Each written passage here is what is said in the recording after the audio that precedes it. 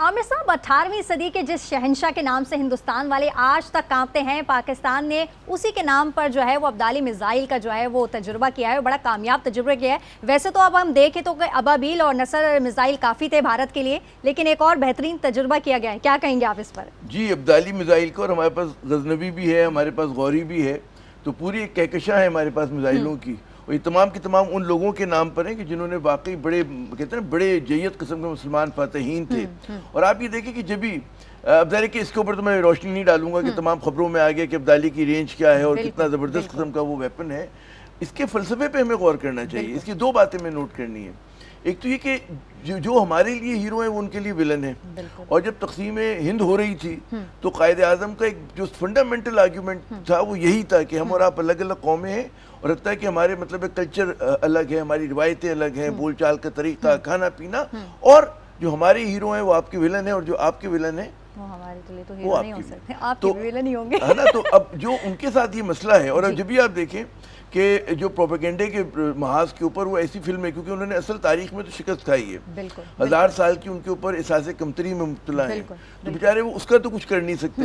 تو اورنگزیب کی شان میں انہوں نے گستاخی کرنی ہے کہ جو ان کی قبر جو ہے توڑ دی جائے، جو وہ نہیں توڑ سکے۔ پھر اس کے بعد انہوں نے کہا جی ایک فلم بنا دی جس میں احمد شاہ ابدالی کا پھلکا اڑانے کی کوشش کی گئی، لیکن ظاہر ہے کہ تاریخ میں تو ہے کہ بھئی پانی پت میں بڑا انہوں نے مطلب کاٹ کے رکھ دیا تھا ان کو، پلیٹوں کو۔ اچھا، اسی طرح علاؤالدین خلجی کی آپ بات کریں، اس میں بھی انہوں نے ایک بڑی فیکٹر فکشن کو ملا کر انہوں نے فلم بنا دی، ٹھیک ہے۔ تو اب ان کا اصل تاریخ پہ تو وہ نہیں پڑا، لیکن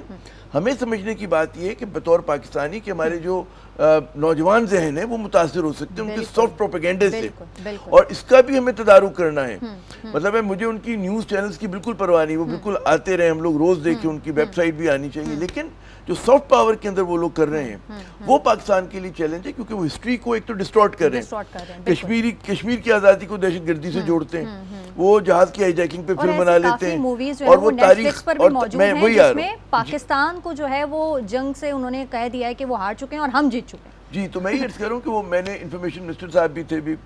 2 روز پہلے ہمارے پروگرام میں، تو میں نے اس سے یہی التجا کی کہ نیٹ فلکس کے اوپر ہم پیسے بھی دیتے ہیں، ہمارا زر مبادلہ بھی جاتا ہے، تو ہونا ہی چاہیے کہ آپ نیٹ فلکس والوں سے کہیں کہ جی جو ہمارے ملک میں اسٹریمنگ کریں اس میں they should be no Indian content, اس میں بھارت کا کانٹینٹ نہیں ہونا چاہیے، کوریا کا دیں، ترکی کا دیں، امریکن دیں، برٹش دیں، اور ایران کا کہیں کے دیں، ایران تران کا، بھارت کا، کیونکہ اچھا دوسری بات یہ کہ ایک تو ان کا کانٹینٹ ہوتا بھی گھٹیا ہے، اس سے آپ شودالے کے چوہے پیدا کر سکتے ہیں اور تو کچھ نہیں کر سکتے۔ آپ ان کے نیوز چینل دیکھیں، وہ آپ کو لگتا ہے کہ جس طرح سے وہ چیخ رہے ہوتے ہیں اور جس طرح کی ان کی خیر آمد ہو رہی ہوتی ہے، میں کہوں گا کہ وہ ڈائریا کا شکار ہوتے ہیں ذہنی طور کے اوپر، جس طرح کی وہ گفتگو کر رہے ہوتے ہیں نا، تو اور ہمارے صحافی ان کے چینل پہ جا کے منہ توڑ جواب بھی دے رہے ہیں، پھر بھی ان کو سمجھ نہیں آ رہی کہ آخر وہ کہنا کیا چاہ رہے ہیں، اپنے آپ کو ڈیفینڈ میرے خیال میں جانا نہیں چاہیے ہمیں نہیں جانا چاہیے ان کی چینلز کے اوپر، کوئی ضرورت نہیں، کیونکہ وہاں پر جو ہے وہ اس طرح کی گھٹیا بحث میں مبتلا ہونے کی میں ضرورت نہیں۔ ہاں، ان کی سافٹ پاور کو روکنا ہے۔ تو خیر ابدالی